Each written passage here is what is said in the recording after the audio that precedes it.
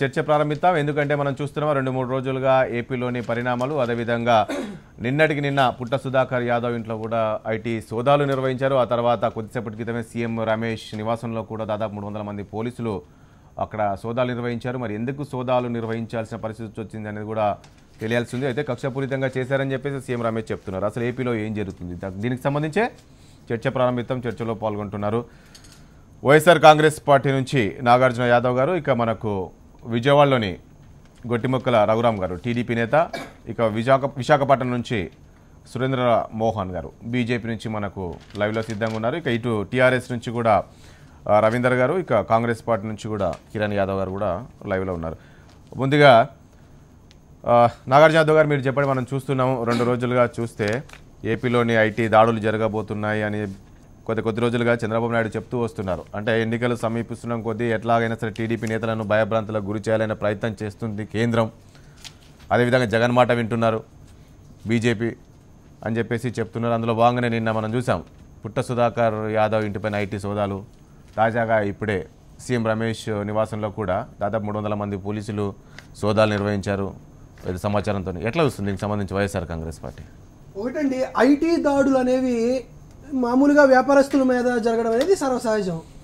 ఇప్పుడు మనం పుట్టా సుధాకర్ యాదవ్ గారిని చూసుకున్నా, సీఎం రమేష్ గారిని చూసుకున్నా, లేకపోతే మరొకరిని చూసుకున్నా కానీ వాళ్ళు కేవలం రాజకీయవేత్తలు మాత్రమే కాదు, వాళ్ళు చాలా వ్యాపారవేత్తలు. అక్రమ మార్గంలో కానీ లేకపోతే సక్రమ మార్గంలో కానీ ఎన్నో వందల కోట్ల రూపాయల కాంట్రాక్టులు చేసిన వ్యక్తులు, వారిపైన వివిధమైనటువంటి ఆరోపణలు ఉన్నాయి.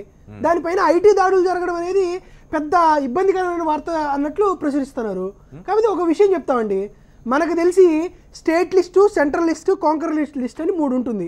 కేంద్రం విధులు, రాష్ట్ర విధులు, ఉమ్మడి విధులు అని మీరు చెప్తున్నారు. వ్యాపారస్తులే రాజకీయ నాయకులే కాదు, వాళ్ళు వ్యాపారస్తులని మీరు చెప్తున్నారు. కానీ ఈ సమయంలో ఎన్నికలు సమీపిస్తుండడం కొద్ది మరో 5 రోజులు ఉన్న సమయంలోని వారిపై దాడులు అనేది అంతా కూడా ఒక కక్షపూరితంగా ఒక ప్లాన్ ప్రకారం చేస్తున్నారనే కదా. ఎన్నికల సమయంలో ఐటీ దాడులు జరగకూడదా?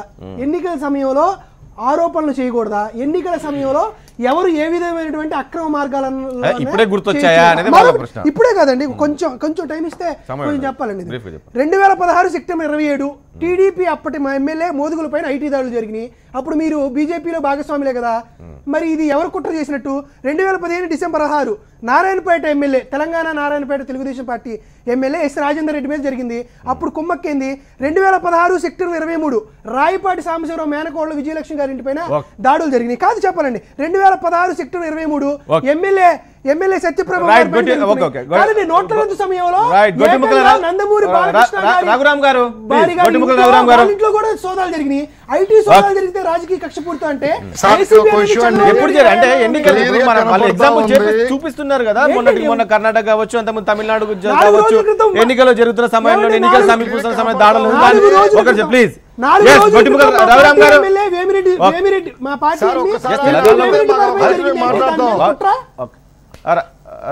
రఘురామ్ గారు, ఇక్కడ క్లియర్ కనబడతా ఉందండి. ఇది జగన్మోహన్ రెడ్డి మోడీతో కొమ్మక్కయ్యి చేస్తున్నటువంటి దాడులుగా కనబడతా ఉన్నాయి. ప్రజలందరూ గమనిస్తా ఉన్నారు. ఇక్కడ ప్రతి విషయం కూడా తెలుగు ప్రజలు, ఆంధ్రప్రదేశ్ ప్రజలు గమనిస్తా ఉన్నారు. ఎన్నికల సమయంలో ఎవరైతే బలమైన టీడీపీ నాయకులు ఉన్నారో వాళ్ళని నిర్వహించడం వల్ల మీరు తప్పుపడుతున్నారా? కాదు గొట్టిముక్క రఘురామ్ గారు, ఒక విషయం చెప్పండి. పోలీసులకు సమాచారం వచ్చింది అంటే సోదాలు నిర్వహించడంలో తప్పుపడుతున్నారా? అంటే చేయొద్దా పోలీసు వాళ్ళ పని?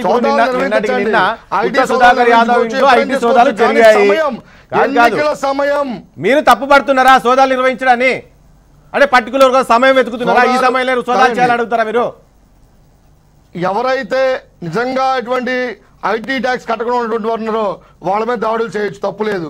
కానీ నిస్వార్థంగా నిజాయితీగా అన్ని పనులు కూడా కడుతున్నటువంటి మా నాయకుల మీద దాడి చేయటం, అది కూడా ఎన్నికల సమయంలో కార్యకర్తల మనస్థైర్యాన్ని దెబ్బతీయాలి, నాయకులను ఇబ్బంది పెట్టాలి అనే ఉద్దేశంతో కక్షపూరితంగా ఇవాళ రాష్ట్రంలో ఇక్కడ కాదండి, గతంలో తమిళనాడులో చూసాం, కర్ణాటకలో చూసాం, కేవలం జగన్మోహన్ రెడ్డి మోడీతో కొమ్మక్కయ్యి చేస్తున్నటువంటి చర్యలని చెప్పి సందర్భంగా తెలియజేస్తా ఉన్నాం. ఇవన్నీ కూడా ఆంధ్రప్రదేశ్ ప్రజలు గమనిస్తా ఉన్నారు. సమాచారం ఉంటేనే కదా పోలీసులు అక్కడికి వచ్చేది. ఈ రోజు సీఎం రమేష్ నివాసానికి చేరుకున్నారంటే సమాచారం ఉండొచ్చు. నిన్న జరిగిన ఐటీ సోదాల్లోని ఏదైతే పుట్ట సుధాకర్ యాదవ్ ఇంట్లో ఐటీ సోదాలు జరిగాయో అక్కడ ఏదైనా సమాచారం ఇచ్చి ఉండొచ్చు కదా. ఆ సమాచారంతో ఈ రోజు అక్కడ సోదాలకు వెళ్ళి ఉండొచ్చు కదా. మీరు ఎందుకు తప్పు పడుతున్నారు? ఇప్పుడు కాదండి, ఐటీ దాడులు చేయడం తప్పని చెప్పట్లేదు మేము, కానీ సమయం ఏ సమయం ఇది? ఎన్నికల సమయంలో పాల్పడలేదు మీరు గాని, మీ చంద్రబాబు నాయుడు గారు కానీ సర్టిఫై చేయాలి. జగన్మోహన్ రెడ్డి మీద ఎందుకు ఐటీ దాడులు చేయడం జరగట్లేదు? ఇప్పుడు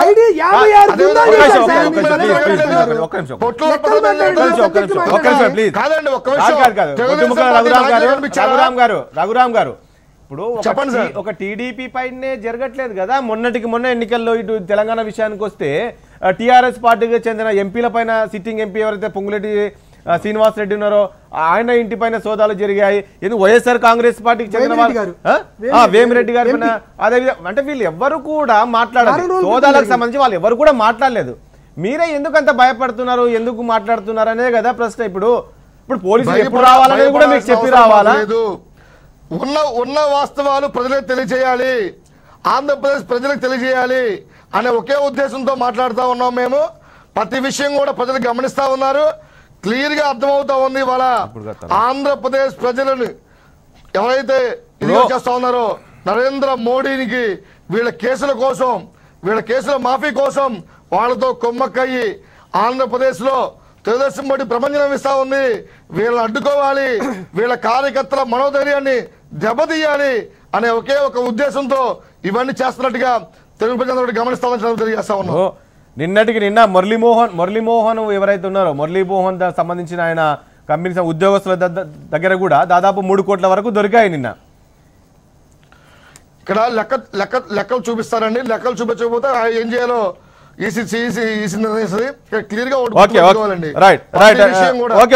సురేంద్రమోహన్ గారు ఒక నిమిషం మనం వైజాగ్ వెళ్ళాం. అక్కడ బీజేపీ నాయకుడు ఒకసారి ఉన్నారు, ఏం చెప్తారో విందాం. సురేంద్రమోహన్ గారు ఏం చెప్తారు? నిన్న పుట్ట సుధాకర్ యాదవ్ ఇంట్లో ఐటీ కావచ్చు, ఈ రోజు కొద్దిసేపటి క్రితమే సీఎం రమేష్ ఇంట్లో పోలీసుల సోదాలు, ఏంటి ఇదంతా మీరే చేశారు, కక్షపూరితంగా చేశారు అని చెప్పేసి టీడీపీ చెప్తుంది.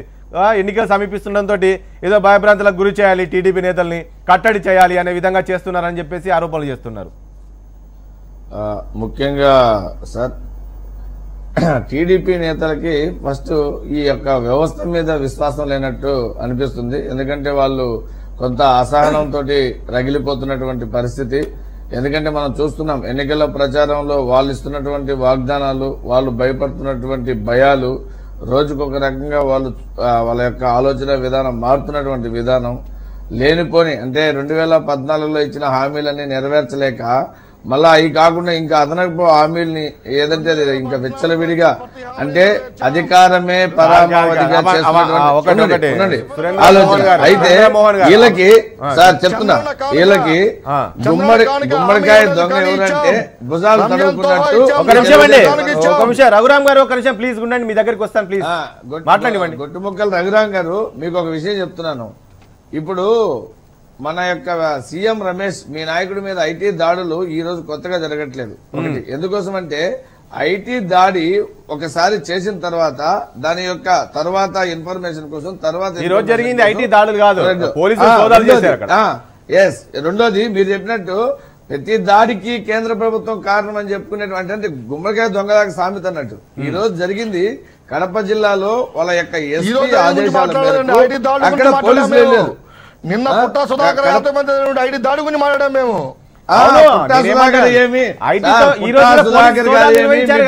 సచ్ఛలితమైనటువంటి వ్యాపారవేత్త కాదు, సచ్ఛలితమైనటువంటి నాయకుడు ఏం కాదు. ఆయన మీద 1,00,000 ఆరోపణలు ఉన్నాయి. ఆయన ఒక క్రైస్తవ మత ప్రచారం చేసి ఆయన తీసుకొచ్చి టీటీడీ చైర్మన్ చేసిన ఘనత మీదే, దాని గురించి కాదు. ఆయనకి చాలా ఆరోపణలు ఉన్నాయి, ఆర్థిక నేరాలు చాలా ఉన్నాయి ఆయన మీద ఐటీ దాడి జరిగితే అదేం తప్పు కాదు. మీరెందుకు గుమ్మడికాయ దొంగ ఎవరంటే భుజాలు తడుపుతున్నారు? ఒక మాట స్ట్రైట్ గా చెప్పండి. ఇప్పుడు మొన్నటికి మొన్న సుజనా చౌదరి మీద ఐటీ దాడులు సురేంద్రమోహన్ గారు, ఇప్పుడు మీ ఐటీ దాడులను కావచ్చు, పోలీసులకు సంబంధించి కావచ్చు, సోదాలకు సంబంధించి ఎవరు తప్పు పట్టట్లేదు. కానీ మనం చూస్తున్నాం బీజేపీ నాయకుల మాటలు చూస్తుంటే, మొన్నటికి మొన్న జీవీఎల్ కావచ్చు, మరొక నాయకుడు కావచ్చు, ఏం మాట్లాడుతున్నారంటే ముందు ముందు ఉన్నారు మీరు, ముందు ముందు చూస్తారు, ముందు ముందు ఉంటారు పండగ అంటే ఇలాంటి వ్యాఖ్యలు చూస్తూ ఉంటే అంటే మీరు చెప్తున్నట్టు సోదాలు జరుగుతుండడం ప్రీ ప్లాన్ గా మీరే చేయిస్తున్నారని ఒక అనుమానం అయితే కలుగుతుంది కదా సార్. ముందు ముందు జరిగేటువంటి పరిణామాలు చెప్తున్నా. 2019లో ఎన్నికల్లో వీళ్ళు ఓడిపోబోతున్నారు. ఓడిపోయిన తర్వాత వీళ్ళు చేసినటువంటి దందాలు ఏవైతే ఉన్నాయో బయటికి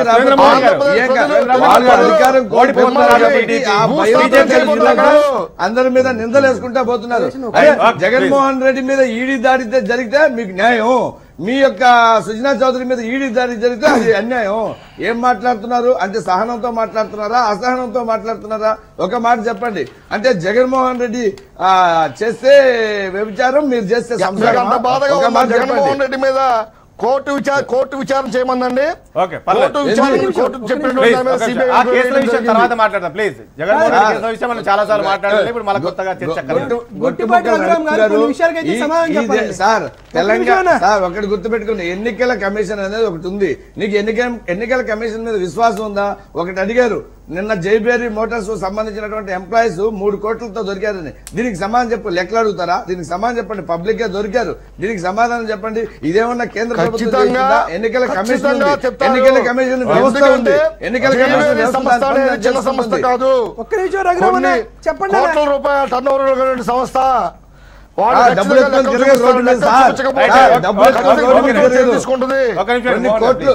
జైబేరికి కొన్ని కోట్లు ఉన్నాయి, డబ్బులు ఎత్తుకొని రోడ్ల మీద తిరగరు, ఎంప్లాయీస్ దగ్గర ఎత్తుకొని పంపించరు. ఒక నిమిషం అన్న, బుకాయించుకుంటూ మాట్లాడుకోకూడదు. ఖచ్చితంగా మీరు చెప్తున్న సమాజం చూస్తుంది, ప్రజలు చూస్తున్నారు. ఖచ్చితంగా మీకు ఏ విధమైన సమాధానం చెప్తారో 11వ తారీఖు చెప్తారు. ఏ కంగారు పడద్దు. గడిచిన కంగారు పడద్దండి, మీరు కంగారు పడద్దు. బుద్ధి చెప్తా చెప్పబోతా ఉన్నారు. అందులో ఎటువంటి